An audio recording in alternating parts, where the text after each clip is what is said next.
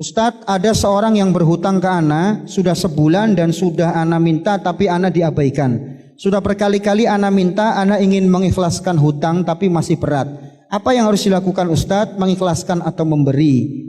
Tenggang waktu lagi. Nah, ini problem yang seperti ini. Ya, yang kita katakan sekali lagi, air susu dibalas dengan air tuba. Iya. Maka tentunya pertama, apa yang menyebabkan dia enggan membayar hutang? Ya, apakah karena memang ketidakmampuan? Lihat, kalau memang benar-benar tidak mampu dan kita tahu persis kondisinya nggak mampu, sebaiknya diberikan waktu tenggang. Dan ketahuilah ketika Anda memberikan waktu tenggang, maka itu berpahala di hadapan Allah Subhanahu wa taala. Ya. Syukur-syukur lagi bisa mengikhlaskan, besar lagi pahalanya di hadapan Allah, mendapatkan naungan di arasy-Nya nanti. Ya. Uang nggak seberapa, paling cuma 1 juta 2 juta, tapi naungan Allah di bawah arasy itu luar biasa. Jelas ya di sini ya. Tapi kalau kita perhatikan, ternyata keengganan dia selama ini membayar utang itu karena apa? Yaitu tadi, karena suka mengulur-ulur, ada duit dia pakai untuk beli motor, ada duit dia pakai buat beli vas-vas bunga di rumah, hiasan-hiasan di rumah, pernak-pernik di rumah, nggak jadi bayar utang. Nah, kalau yang seperti ini bisa kita tegasi, termasuk boleh kita hibahi. Kalau dia tidak mau bayar utang, kita ancam dia untuk kita hibahi, ini halal. Kata Nabi SAW, matlul ghani zulmun yahillu irduhu. Orang-orang yang menunda pembayaran hutang pada saat dia mampu membayar, maka itu adalah kezaliman dan halal kehormatannya untuk kita ghibahi. Kalau kita apa? Boleh kita sebarkan. Sak kampung disebarin juga nggak masalah. Sebarin. Oh apa? Fulan ini suka mumatil, menunda-nunda apa? Hutang padahal mampu. Sebarkan. Supaya orang berhati-hati. Ya, seperti itu. Boleh kita ancam untuk kita sebarkan apa yang dia lakukan karena tidak mau membayar hutang padahal dia mampu. Nanti dilihat kondisinya ya. Dilihat kondisinya apakah karena ketidakmampuan atau karena apa? Atau karena mumatil, menunda-nunda dalam kondisi mampu. Nah, laporkan juga, boleh dilaporkan ke pihak berwajib kalau memang nilai hutangnya besar. 700 juta, ya, 500 juta. Dia mampu tapi nggak mau bayar. Nah, itu boleh dilaporkan ke pihak berwajib. Nah, saudara meminjamkan uang kepada kawan saudara 1 juta atau 10 juta, ya kapan mau dibayar? Ya bulan depan atau 2 bulan lagi insyaallah.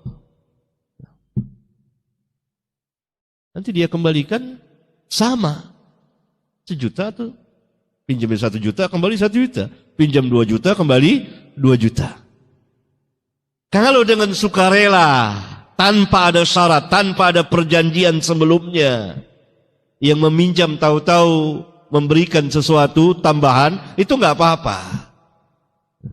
Karena sebelumnya tidak ada perjanjian, tidak direkayasa, tidak ada syarat, spontanitas.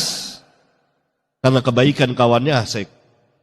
Itu nggak apa-apa. Kata Nabi SAW, yang terbaik di antara kamu yang paling baik membayar hutang. Bagaimana hutang suami pada istri, apa juga harus dibayar? Harus. Ya, suami pinjam 1 juta, ya harus kembalikan. Karena dikembalikan, hari kiamat akan dikasihkan ke istri. Assalamualaikum warahmatullahi wabarakatuh. Jika ada teman yang pernah berhutang kepada saya dan qadarullah beliau akan jadi calon suami saya, jika sudah menikah apakah masih ada kewajiban untuk mengembalikannya kepada saya? Jadi istri saja disuruh kembalikan, apalagi ini masih calon. Maka kalau saya sarankan suruh ngelunasi dulu baru nikah.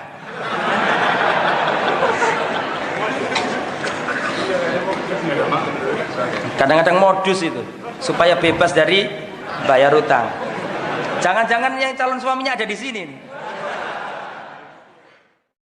Utang piutang yang seandainya seorang utang 10.000 kemudian melunasi 15.000, di mana tambahan 5.000 sebagai hadiah, boleh asal tidak disyaratkan di awal dan tidak diminta oleh Anak tidaklah berkewajiban untuk melunasi utang orang tuanya yang meninggal dunia dengan harta pribadi anak. Ketika orang tua meninggal dunia dengan meninggalkan hutang, maka hutang tersebut dilunasi dengan menggunakan harta warisan orang tua. Seandainya harta warisan itu habis dan utang belum lunas, anak tidak memiliki kewajiban untuk melunasinya dengan harta pribadi anak. Akan tetapi jika anak dengan sukarela melunasi hutang orang tua dengan harta pribadinya, itu tergolong amal soleh dan amal kebaikan. Namun bukan sebuah kewajiban. Karena posisi anak dalam hal ini adalah menggantikan tugas orang tuanya berkaitan dengan harta orang tua yang masih ada. Dan anak tidaklah berposisi sebagai mitra dalam harta orang tuanya, sehingga ketika harta tersebut tidak cukup untuk melunasi hutang, maka anak berkewajiban untuk melunasinya dengan harta pribadinya.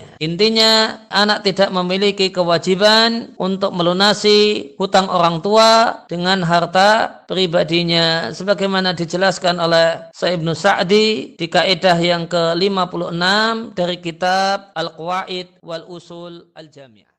Meskipun boleh dipakai bersama-sama, harta suami tetaplah harta suami, harta istri juga tetap harta istri. Oleh karena itu, jika suami punya utang, maka istri tidak punya kewajiban membayar. Sebagaimana jika istri punya hutang, suami tidak punya kewajiban membayar dan melunasi utang istrinya. Tidak wajib membayar dan melunasi hutang istri bukan berarti tidak boleh melunasi hutang istri. Karena cinta, boleh jadi seorang suami rela sepenuh hati melunasi hutang istri. Demikian juga karena sayang, boleh saja istri melunasi hutang suami dengan menggunakan harta pribadinya. Namun tidak ada kewajiban bagi suami melunasi hutang istri. Demikian juga tidak ada kewajiban istri melunasi hutang suami. Hutang masing-masing suami dan istri itu ditanggung oleh pihak yang bersangkutan.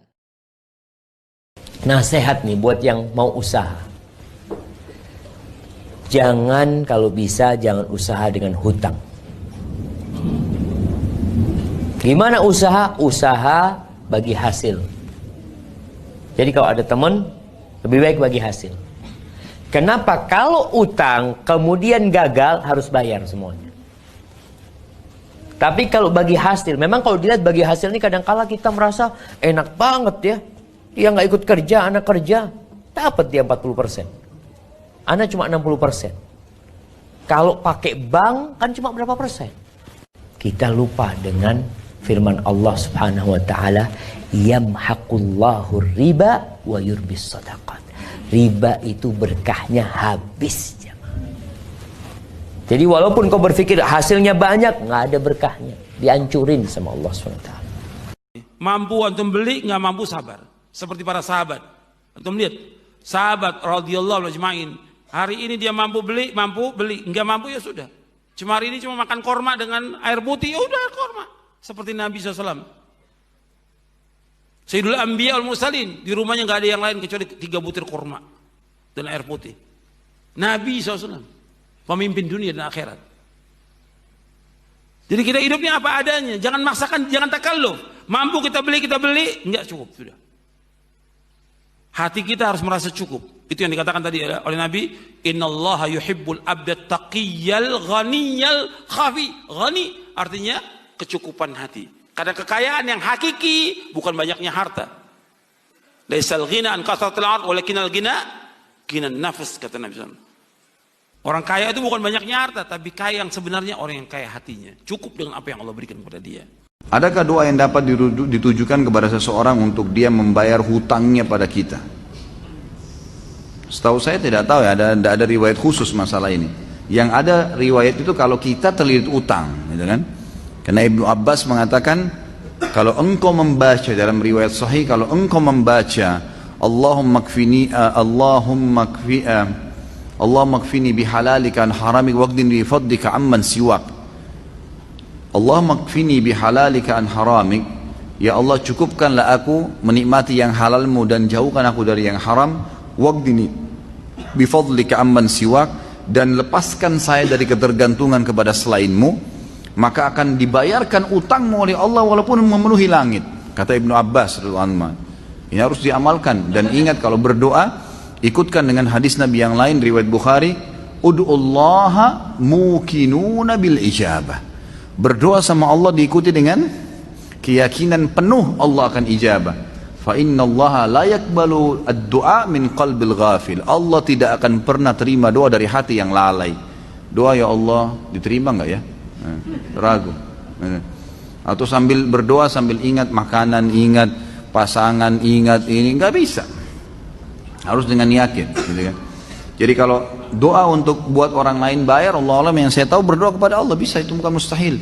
Pernah terjadi dalam sebuah riwayat yang sahih, Umar bin Khattab pada saat mengirim pasukan di perang Qadisiyah, menembus ya benteng-benteng Persia.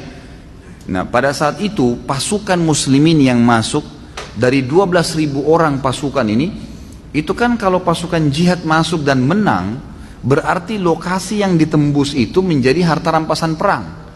Jadi miliknya mereka, miliknya mujahid. Jumlah mereka kecil, wilayah Persia besar, gitu kan. Ini kalau dibagi ini luar biasa gitu. Maka waktu itu mereka sudah mau bagi, tapi sebelumnya minta saran Umar bin Khattab. Umar berpikir untuk apa, mujahid ini nggak butuh sebanyak ini.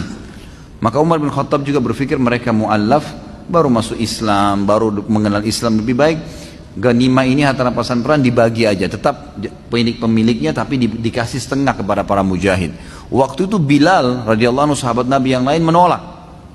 Waktu Umar bin Khattab kasih keputusan, kata Bilal, ya Amir Mukminin, jelas hukum agama kita, gitu kan? Ini dibagi untuk mujahidin.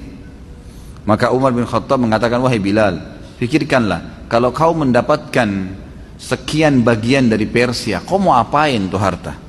Banyak sekali, gitu kan? Dan mereka itu orang-orang yang baru masuk Islam. Lebih baik kamu berbagi dengan dia sambil kamu ajarkan Islam. Ini pendapat Umar. Tapi Bilal tetap ngotot, nggak mau. Kata Umar, saya pun meminta tolong kepada Allah agar melunakkan hati Bilal melalui doa malam saya. Maka Umar bin Khattab sujud berdoa kepada Allah di salat malam. Ya Allah, lunakkanlah hati Bilal. Ya Allah, lunakkan, terus begitu. Kata Umar radhiyallahu anhu, pas tiba habis sholat subuh, Bilal datang kepada saya mengatakan, saya ridho kepada hukummu hai Amir Mukminin, gitu kan?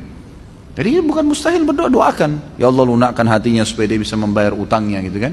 Sambil tentu kita muhasabah teman-teman sekalian. Jadi kadang-kadang kita juga ini terlalu banyak, terlalu pintar menyalahkan orang, tidak bermuhasabah.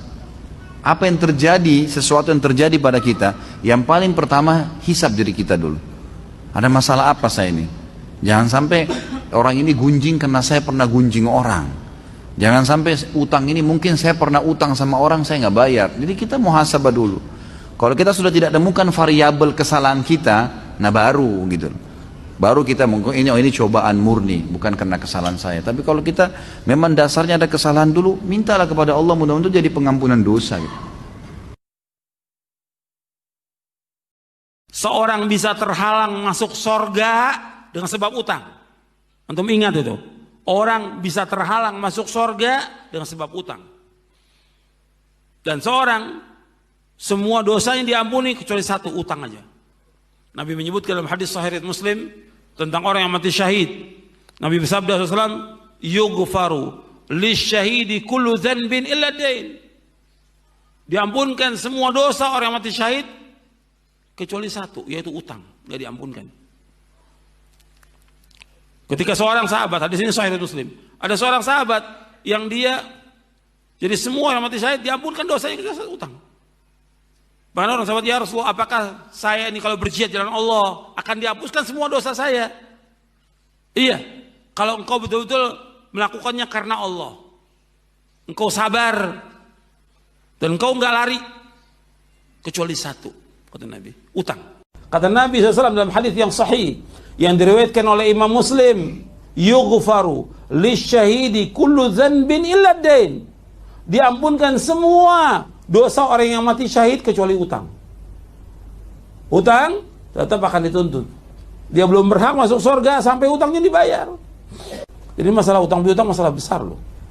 Masalah akan dituntut sampai hari kiamat, berkaitan dengan kezaliman antara manusia dengan manusia. Tetap yang namanya utang harus bayar. Meskipun dia seorang dai, seorang ustadz, seorang murid, ya tetap harus bayar utang.